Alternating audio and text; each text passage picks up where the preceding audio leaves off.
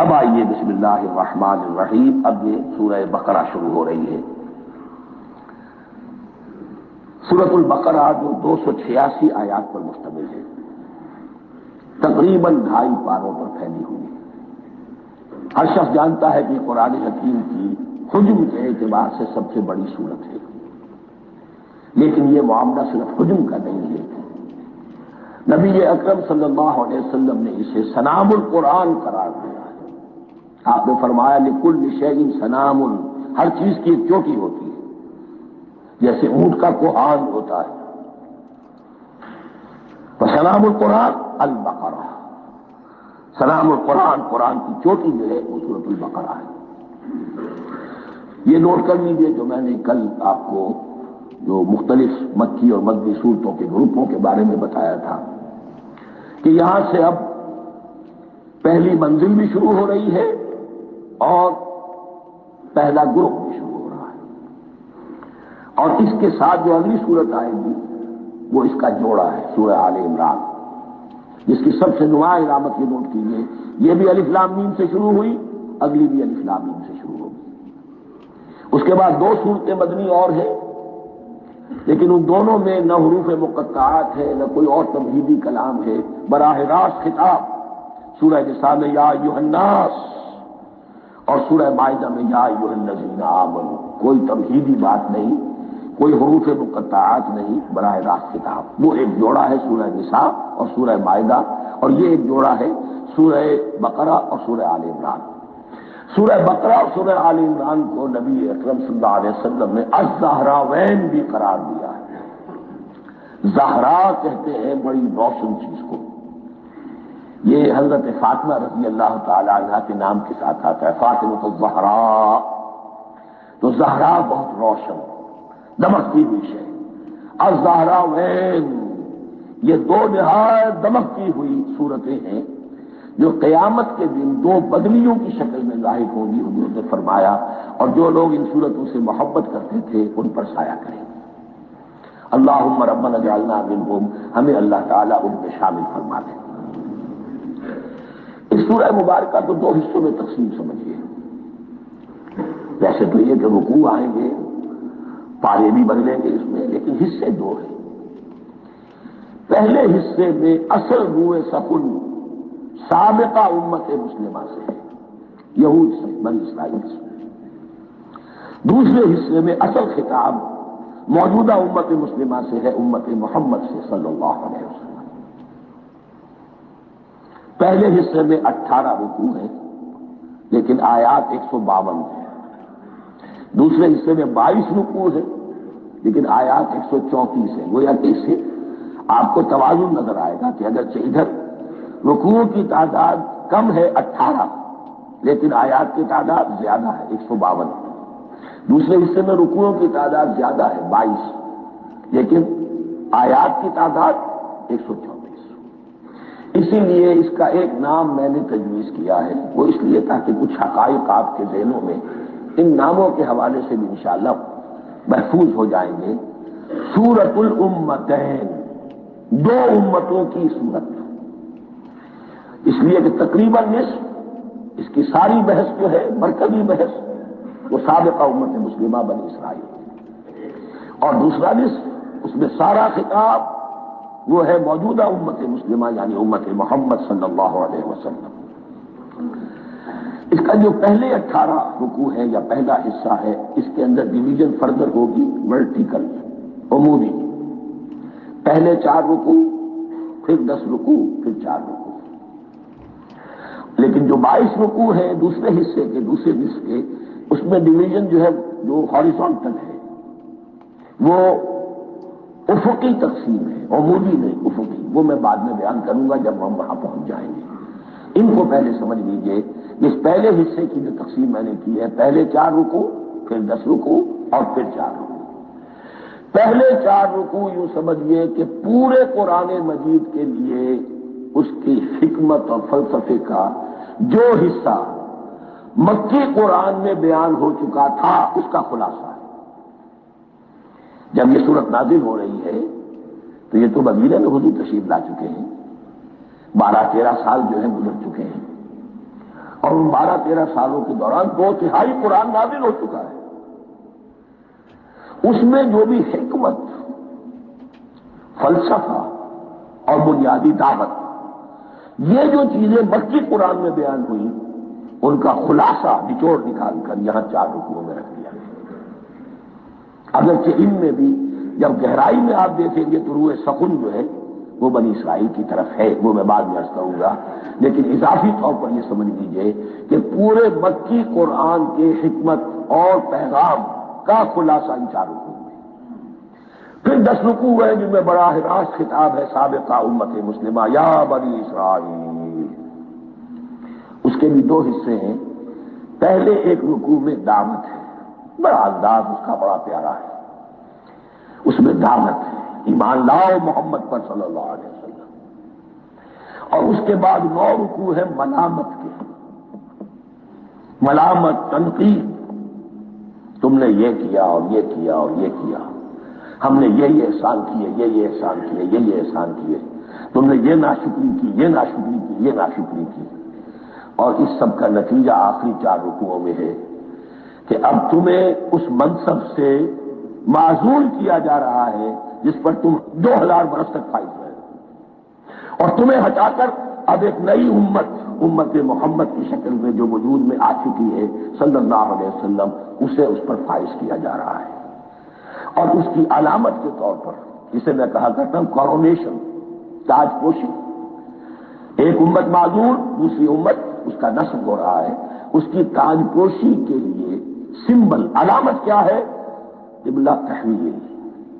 وہ قبلہ یروشلم سابقہ امت کا قبلہ اب ادھر رخ نہیں ہوگا، اب اہل توحید کا قبلہ یہ مکے کی طرف ہوگا، بیت اللہ کی طرف ہوگا۔ تو تحویل قبلہ کا مضمون ہے جو ان 4 رکوعوں میں آتا ہے۔ تو یہ میں نے تھوڑی سی تمہید جو ہے آپ کے سامنے رکھ دی ہے۔ اب بسم اللہ کیجیے۔ بسم اللہ الرحمن الرحیم، الف لام میم۔ الف لام میم یہ حروف مقطعات ہیں، یہ علیحدہ علیحدہ پڑھے جاتے ہیں، علم نہیں پڑھ سکتے اس کو۔ الف لام میم، ہا میم، ہا علیحدہ، میم علیحدہ، اگر کہ لکھے ہوئے ہوتے جڑے ہوئے، کاف ہا یا عین صاد لکھے ہوئے جڑے ہوئے، پڑھے جائیں گے علیحدہ علیحدہ، قطع علیحدہ کرنا۔ تو حروف مقطعات، ان کے بارے میں ایک بات تو جو ہے اجماعی ہے، سب کے نزدیک مسلم ہے، ان کا کوئی حتمی مفہوم اور ان کے حتمی معنی کسی کو معلوم نہیں سوائے اللہ اور اس کے رسول کے۔ اس معنی میں یوں بھی کہا گیا یہ کوڈ ورڈز ہیں، جیسے کہ کوئی میسیجز جو ہیں ادھر ادھر بھیجے جاتے ہیں، سیکرٹ میسیجز، تو کچھ کوڈ ورڈز ہوتے ہیں جس سے سمجھ میں آتا ہے کہ یہ بات واقعتاً صحیح سورس سے آ رہی ہے، واللہ عالم۔ لیکن اس کا کوئی مفہوم اور اس کے معنی جو ہے وہ اتفاق اس پر ہے، اگرچہ بعض حضرات نے کچھ اپنی سی کوشش کی ہے کچھ مفہوم جو ہے بنانے کی، وہ اپنی جگہ پر ہے، لیکن یہ کہ کسی حضرت عبداللہ ابن عباس رضی اللہ تعالی عنہما نے بعض ایسی کوششیں کی ہیں، لیکن ان کی رائے کو بھی ان کی ذاتی رائے سمجھا گیا ہے، امت نے اسے قبول نہیں کیا۔ اجماع اور کنسنسس اسی پر ہے کہ اس کے معنی اور مفہوم کسی کو معلوم نہیں سوائے اللہ اور اس کے رسول۔ البتہ بعض چیزیں ایسی ہیں کہ وہ اگر نوٹ کر لی جائیں تو شاید آئندہ ہے اس میں کچھ راز کھلنے کے امکانات پیدا ہو جائیں۔ دیکھیے عربی زبان کے جو الفابیٹس ہیں ان کی تعداد 29 ہے یا 28 ہے، میں بتا چکا ہوں۔ الف اور حمزہ کو ایک سمجھے تو 28 ورنہ 29۔ پہلی بات یہ نوٹ کیجئے قرآن حکیم کی 114 سورتوں میں سے 29 سورتوں میں ان کے شروع میں یہ حروف مقطعات آئے ہیں۔ دوسری بات یہ کہ اس میں 28 کا نصف کیجئے تو 14 استعمال ہوئے، 14 نہیں استعمال ہوئے، بالکل آدھی تعداد استعمال ہوئی ہے۔ تیسرے یہ کہ جو شروع اور آخر اور درمیان 3 حصوں میں تقسیم کر دیجئے آپ، 9 9 9 پلواڑی 27، ایک طرف 10 رہ جائیں گے۔ پہلے حصے میں سے بہت کم حروف لیے گئے، بہت کم۔ آخری حصے میں تقریباً تمام حروف ہیں، تقریباً۔ درمیانی حصہ وہ ہے کہ جس میں آپ نے دیکھا ہے کہ عربی میں جوڑوں کی شکل میں ہے، صاد ضاد، فرق کیا ہے نقطے کا، سین شین فرق کیا ہے نقطوں کا، را زا فرق کیا ہے نقطے کا۔ تو جو بھی نقطے والا لفظ ہے وہ نہیں لیا گیا، اور جو بغیر نقطے کے غیر منقوط ہے وہ لیا گیا۔ پھر اس میں 3 صورتیں ہیں جن میں ایک ایک حرف آیا ہے، سورہ قاف، سورہ نون، سورہ صاد۔ پھر صورتیں ہیں جن میں 2 آئی ہیں، جن میں 3 آئے ہیں، پھر 4 آئے ہیں، 2 ہی صورتیں ہیں جن میں 4 ہیں، اور 2 ہی صورتیں جن میں 5 ہیں۔ تو یہ ہے صرف یوں سمجھیے کہ اعداد و شمار۔ اس کے حوالے سے کچھ آدمی غور کرے تو شاید کوئی بات نکلے۔ باقی وہ مثال میں آپ کو بتا دیتا ہوں کہ حضرت عبداللہ ابن عباس نے ایک رائے ظاہر کی کہ الف لام میم در حقیقت ایک جملے کا خلاصہ ہے، انا اللہ اعلم۔ پہلا لفظ انا، اس کا الف لے لیا، درمیانی لفظ اللہ، اس کا درمیانی نام لے لیا، تیسرا لفظ اعلم، یہ آخری لفظ ہے، آخری حرف میم لے لیا، انا اللہ اعلم، میں اللہ جانتا ہوں، واللہ اعلم، باقی تو اللہ ہی جانتا ہے۔ یہ حضرت عبداللہ ابن عباس کی رائے ہے، لیکن اگرچہ انہیں حبر الامت مانا گیا ہے، لیکن یہ کہ ان کی اس رائے کو بھی اکثر و بیشتر مفسرین نے قبول نہیں کیا۔ اب جو پہلے 2 رکوع ہیں اس سورہ بقرہ کے، ان کے بارے میں تعویل عام اور تعویل خاص کا ایک بڑا بنیادی فرق ہے جو نوٹ کر لینا چاہیے۔ جس وقت یہ صورت نازل ہو رہی ہے، میں عرض کر چکا ہوں کہ 12 سال ہو چکے تھے حضور کو اپنا فریضہ نبوت و رسالت ادا کرتے ہوئے۔ ایک جماعت اچھی بھلی تیار ہو چکی تھی جنہوں نے حضور کی دعوت پر لبیک کہا، ایمان لائے اور آپ کی تعلیمات پر عمل کیا۔ وہ ایک گروہ موجود تھا، یہ ابو بکر ہے، یہ عمر ہے، یہ عثمان ہے، یہ طلحہ ہے، یہ زبیر ہے، یہ عبد الرحمن ابن عوف ہے، یہ مصعب بن عمیر ہے، دیکھ لو۔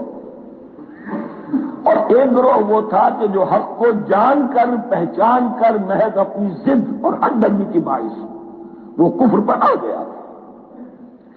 اور اب ایک تیسرا گروہ پیدا ہو رہا تھا مدینے میں آ کر، وہ ابھی ایمبریونک سٹیج میں ہے، کہ جو داعی ہے، مدعی ہے کہ ہم مانتے ہیں لیکن حقیقت میں نہیں مانتے۔ یہ 3 قسم کے گروہ دنیا میں ہمیشہ پائے جائیں گے، ہمیشہ۔ اب اسے میں اس کو لا رہا ہوں تعویل عام کی طرف۔ جب بھی کبھی کوئی دعوت اٹھے گی انقلابی، ایک ہوتا ہے واعظ و نصیحت، ٹھیک ہے، جس نے بھی فائدہ اٹھایا اٹھائیے۔ ایک ہوتی ہے دعوت انقلابی، وہ انقلابی دعوت کا ہدف ہوتا ہے نظام کو بدلنا۔ نظام بدلتا ہے تو ظاہر بات ہے کہ جو لوگ اس نظام میں جن کے ویسٹڈ انٹرسٹ ہیں اور جن کو پریولیجز حاصل ہیں، جن کے مفادات ہیں، وہ تو لازماً اپنے نظام کا تحفظ کریں گے۔ ٹکراؤ ہوگا، تصادم ہوگا، تصادم میں جانی نقصان بھی ہوگا، مالی نقصان بھی ہوگا۔ یہ گویا کہ کسی انقلابی دعوت کے لوازم ہیں۔ اگر یہ شے نہ ہو تو دعوت انقلابی ہے ہی نہیں۔ اس اعتبار سے ہر انقلابی دعوت کے جواب میں 3 طبقے پیدا ہو جاتے ہیں۔ ایک وہ کہ جو اس دعوت کو قبول کرتے ہیں دیانت کے ساتھ، خلوص کے ساتھ، اخلاص کے ساتھ، اور پھر پوری جواں مردی کا ثبوت دیتے ہیں، ہر کے بعد آباد، اب جو آئے سو آئے، جان دینی پڑے حاضر ہے، مال دینا پڑے حاضر ہے، کوئی تکلیف آئے، کوئی مشقت آئے، کوئی مصیبت آئے، کوئی قربانی کرے، حاضر۔ جب پکارا گیا واپس نہیں پھیرا کوئی فرمان جنوں کا، اور تنہا نہیں لوٹی کبھی آواز جرس کی۔ خیریت جا راحت تن سے خط داما، سب بھول گئی مصلحت اہل ہوس کی۔ ایک وہ لوگ ہوتے ہیں، ایک وہ لوگ ہوتے ہیں کہ جو اڑ جاتے ہیں ضد پر، ہٹ دردی پر، ماننے کے باوجود، جاننے کے باوجود یہ بات تو ٹھیک ہے جو کہہ رہے ہیں، کیسے مان لیں؟ ہماری سیادت، ہماری چودراہٹ، ہمارے مفادات، ہمارے یہ ساری چیزیں ان سب کے اوپر زد پڑ رہی ہے۔ یہ لوگ اڑ جاتے ہیں، اور پھر کوئی دعوت، کوئی نصیحت، کوئی مزید افہام و تفہیم ان کے حق میں مفید نہیں ہوتی۔ اس لیے کہ صحیح بات ہے جو کہتے ہیں کہ سوتے کو تو جگایا جا سکتا ہے، جاگتے ہو کیسے جگائیں؟ کوئی سویا ہوا ہے تو آپ کو جگا دیں گے، جو جاگا ہوا ہے لیکن وہ بنا ہوا ہے، وہ اٹھنے کو تیار ہی نہیں ہے، تو آپ کیسے اٹھا دیں گے؟ تو جو لوگ جان بوجھ کر حق کو پہچان کر رد کر دیتے ہیں، پھر ان کے حق میں کوئی دعوت، کوئی نصیحت، کوئی تبلیغ، کوئی انذار، کوئی تبشیر مفید نہیں ہے۔ تیسرا درجہ ایسے لوگوں کا ہوتا ہے جو یا تو شروع میں آتے ہی شرارت کے ارادے سے، کوئی مصلحت ہے جس کی وجہ سے اس دعوت کو قبول کر لیا، کوئی ذاتی منفعت ہے جس کے لیے قبول کر لیا، یا یہ کہ شروع میں تو اخلاص کے ساتھ آتے ہیں لیکن جب قربانی دینے کا وقت آتا ہے تو ان کے اندر سیرت و کردار کی وہ مضبوطی نہیں ہوتی کہ ہر شباد آباد، یہ نہیں ہوتی، وہ پھر ڈگمگاتے رہتے ہیں، کبھی کچھ چلے پھر کہیں چھٹک کر رہ گئے، پھر کہیں کچھ چلے پھر چھٹک کر رہ گئے۔ یہ تیسرا طبقہ ہے کہ جو کہتا ہے، دعوی مدعی ہے کہ ہم نے مانا ہے، قبول کیا ہے، بات ٹھیک ہے، کچھ تھوڑا بہت چلتے بھی، لیکن جہاں مشکل آئی چھٹک کر کھڑے ہو گئے، عہدے منہ پڑے۔ یہ تیسرا طبقہ ہے۔ اس کے لیے لفظ ہمارے ہاں منافقین بھی ہے، لیکن اس رکوع میں آ کر ابھی ان 4 رکوعوں میں نہیں بلکہ سورہ بقرہ میں مکمل میں بھی کہیں نفاق کا لفظ نہیں آیا ہے، اس لیے کہ اسے مرض سے تعبیر کیا گیا۔ یہ مرض ہے اور اس مرض کے ذریعے سے لوگوں کے اندر جو ہے وہ ایک نفاق کا بیج پڑ رہا ہے جو ظاہر ہوگا کہ منافقت پوری کی پوری کھل کر سامنے آ جائے گی۔ روگ ہے انسانی شخصیت کا، اس حوالے سے وہ تیسری، اور یہ چونکہ اہم ترین حصہ تھا اور یہ مرض اب شروع ہو رہا تھا، مدینے میں، مکے میں نہیں تھا، لہذا زیادہ تفصیل سے اس کے بارے میں گفتگو ہوئی۔ اعوذ باللہ من الشیطان الرجیم، بسم اللہ الرحمن الرحیم، الف لام میم، ذالک الکتاب لا ریب فیہ، صدق اللہ العظیم۔ الف لام میم حروف مقطعات ہیں جن کے بارے میں عرض کر چکا ہوں۔ ذالک الکتاب لا ریب فیہ، یہ وہ کتاب ہے اس میں کوئی شک نہیں۔ الکتاب اس لیے کہا گیا ہے کہ قرآن مجید کی پیشین گوئیاں اور خوشخبریاں سابقہ کتابوں میں موجود تھیں، اور چونکہ اس سورہ مبارکہ میں اصل خطاب کا رخ جو ہے وہ ہے سابقہ امت مسلمہ کی طرف، تو ذالک کتاب نہیں کہا گیا، ذالک کتاب لا ریب فیہ نہیں، ذالک الکتاب، یہ وہ کتاب ہے، کتاب موعود ہے جس کی پیشن گوئیاں تورات اور انجیل میں موجود تھیں۔ لا ریب فیہ، اس میں کوئی شک نہیں، حرف اولى ریب نئے، تبدیل نئے، یہی الفاظ آئے ہیں سورہ سجدہ کے شروع میں بھی، الف لام میم تنزیل الکتاب لا ریب فیہ رب العالمین، لا ریب فیہ من رب العالمین، فیہ ھدی للمتقین، فیہ دونوں طرف مل سکتا ہے، لا ریب فیہ اسے معانقہ کہتے ہیں، لا ریب فیہ پڑھیں گے تو ھدی سے شروع کر دیں گے، لا ریب پر ختم کر دیں گے تو فیہ ھدی للمتقین، یہ دونوں معنی درست ہوں گے۔ آپ کو مل جائے گا جو قرآن شریف لے کر بیٹھے ہوئے ہیں کہ حاشیے میں معانقہ نمبر 1 لکھا ہوا ہے، معانقہ عند المتأخرین۔ ھدی للمتقین یہ ہدایت ہے، رہنمائی ہے اہل تقویٰ جو بچنا چاہیں۔ تقویٰ کا اصل مفہوم سمجھ لیجئے، بقا یقین، کسی کو بچانا، تقویٰ خود بچنا۔ جن لوگوں کے اندر فطرت سلیمہ ہوتی ہے ان میں اخلاقی حس موجود ہوتی ہے، وہ بری چیز سے بچنا چاہتے ہیں، بھلی کو حاصل کرنا چاہتے ہیں، وہ لوگ ہیں کہ جو گویا کہ اس قرآن کا اصل مخاطب ہے، وہ بھی اس سے استفادہ کر سکیں گے۔ الذین یؤمنون بالغیب، اب ان کے کچھ اوصاف، یہ اصل میں بہت زیادہ واضح ہوتا ہے تعویل خاص کے اعتبار سے کہ دیکھ لو درخت کو اپنے پھل سے پہچانتے ہیں، اس قرآن کے پھل موجود ہیں نا، یہ ابو بکر اور عمر اور عثمان اور علی کون ہیں؟ یہ جو مہاجرین آئے ہیں چل کر، مدینے والوں دیکھو یہ کون ہیں، ان کی شخصیتیں کیا ہیں، ان کا کردار کیا ہے، ان کے اوصاف کیا ہے، یہ کس درخت کے پھل ہیں، یہ اس بینہ کے پھل ہیں، یہ اس ذکرہ کے پھل ہیں، بینہ رسول من اللہ یتلو صحفا مطہرۃ فیہا کتب قیمہ، یہ اس شجرہ مبارکہ کے پھل ہیں، دیکھ لو ان کے کیا شب و روز ہے، الذین یؤمنون بالغیب، جو غیب پر ایمان رکھتے ہیں۔ تعویل عام کے اعتبار سے اس کا بہت اہم مفہوم ہوگا، جو یہ طے کر لے کہ سوائے مادے کی دنیا کے مجھے اس سے آگے جانا ہی نہیں، unless I can verify۔ آپ کو معلوم ہے کہ میٹیریل جو حقائق ہے وہ تو آپ ویریفائی کر سکتے ہیں، آنکھ سے دیکھ سکتے ہیں، کان سے سن سکتے ہیں، ویریفائڈ ہیں۔ جو یہ سمجھ لے گا کہ اس کے بیونڈ کچھ نہیں ہے، اس کے لیے قرآن میں کوئی ہدایت نہیں۔ ہدایت قرآنی کا نقطہ آغاز یہ ہے کہ انسان یہ سمجھ لے کہ جو اصل حقیقت ہے وہ مستور ہے، نگاہوں سے چھپی ہوئی ہے۔ سامنے جو کچھ نظر آ رہا ہے، ایک انگلستان کے بہت بڑے فلسفی کی کتاب کا عنوان ہے appearance and reality, reality and appearance, Bradley کی کتاب۔ اپیئرنس جو کچھ نظر آ رہا ہے یہ حقیقت نہیں، حقیقت اس کے پیچھے ہے۔ اور کنفیوشس کا ایک جملہ ہے جو بہت بڑا حکیم اور فلسفی تھا، چین کا بہت بڑا حکیم اور فلسفی، اور ہو سکتا ہے کہ نبی ہو، واللہ عالم، ہم کہہ نہیں سکتے۔ اس کی تعلیم بڑی اخلاقی تعلیم ہے، اور اس کا جملہ سنیے، یہ یؤمنون بالغیب کی اس سے زیادہ صحیح تصریح ممکن نہیں۔ There are certain things, there's nothing more real than what cannot be seen, and there's nothing more certain than what cannot be heard. وہ حقائق جو آنکھوں سے نہیں دیکھے جا سکتے اور کانوں سے نہیں سنے جا سکتے، ان سے زیادہ یقینی اور واقعی حقائق اور کوئی نہیں۔ There's nothing more real than what cannot be seen, and there's nothing more certain than what cannot be heard.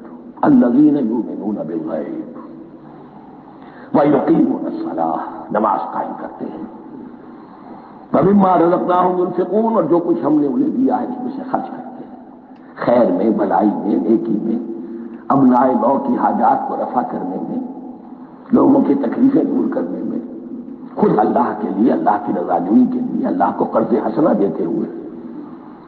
والذین یؤمنون بما انزل الیک وما انزل من قبلک، اور وہ کہ جو ایمان رکھتے ہیں اس پر بھی جو آپ پر نازل کیا گیا ہے محمد صلی اللہ علیہ وسلم، اور اس پر بھی کہ جو آپ سے پہلے نازل کیا گیا۔ یہ بہت اہم الفاظ ہے، اس لیے کہ عام طور پر آج کل ہمارے ہاں یہ خیال پھیلا ہوا ہے کہ یہ تورات اور انجیل کے پڑھنے کا تو فائدہ نہیں، کوئی ضرورت نہیں، کوئی ضرورت نہیں کی حد تک تو شاید بات صحیح ہو، لیکن کوئی فائدہ نہیں، یہ بالکل غلط ہے۔ یہ ابتدا ہے قرآن کی، اور کس قدر اہتمام کے ساتھ کہا جا رہا ہے، ایمان صرف قرآن پر نہیں، اس پر بھی کہ جو اس سے پہلے نازل کیا گیا۔ اور سورہ نساء کی آیت، اور سورہ نساء نازل ہوئی کہیں جا کر سن 6 ہجری میں، یا ایھا الذین آمنوا آمنوا باللہ ورسولہ والکتاب الذی نزل علی رسولہ والکتاب الذی انزل من قبل۔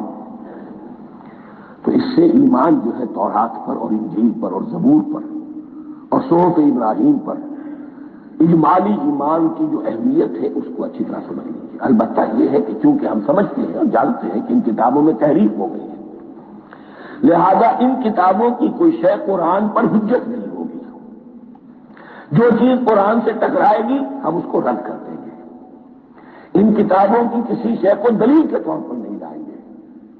لیکن جہاں قرآن مجید کی کسی بات کی نفی نہ ہو رہی ہو تو بہت سے حقائق ہمیں ان کتابوں ہی سے ملتے ہیں۔ انبیاء کے مابین جو زمانی ترتیب ہے، کرونالوجیکل آرڈر جو ہے، وہ تو ہمیں تورات سے ملتا ہے، قرآن میں تو نہیں۔ قرآن میں کبھی حضرت نوح کا ذکر بعد میں ہے، حضرت موسیٰ کا پہلے، وہاں تو کسی اور پہلو سے ترتیب آتی ہے، لیکن وہاں ہمیں تاریخ ملتی ہے ابراہیم کی، اسحاق کی، یعقوب کی، انبیاء بنی اسرائیل کی، موسیٰ کی، عیسیٰ کی، یہ ساری چیزیں۔ تو اس کی اہمیت جو ہے اس کو سمجھ لیجیے۔ والذین یؤمنون بما انزل الیک وما انزل من قبلک وبالآخرۃ هم یوقنون، آخرت پر وہ یقین رکھتے ہیں۔ نوٹ کرنے والی بات کیا ہے کہ باقی سب چیزوں کے لیے لفظ ایمان آیا، آخرت کے لیے ایقان کیوں؟ واقع یہ ہے کہ انسان کے عمل کے اعتبار سے سب سے زیادہ مؤثر شے ایمان بالآخرہ ہے۔ ایمان بالآخرہ ہے تو عمل سیدھا رہے گا کہ ہاں مجھے جواب دہی کرنی ہے، جانا ہے، اٹھنا ہے، اللہ کے حضور حاضری ہے۔ اگر یہ یقین ہے تو عمل صحیح ہوگا۔ اس میں کمی ہو گئی تو توحید جو ہے وہ بھی بس ایک عقیدہ، ایک ڈوگما بن کے رہ جائے گی۔ ایمان بالرسالت بھی بدعات کو جنم دے گا، عید میلاد نبی منا لیجئے، اور کچھ عشقیہ اشعار کہہ دیجئے، نعتیہ اشعار کہہ دیجئے، اللہ اللہ خیر صلی اللہ، یہ ایمان بالرسالت کے منظر ہوں گے۔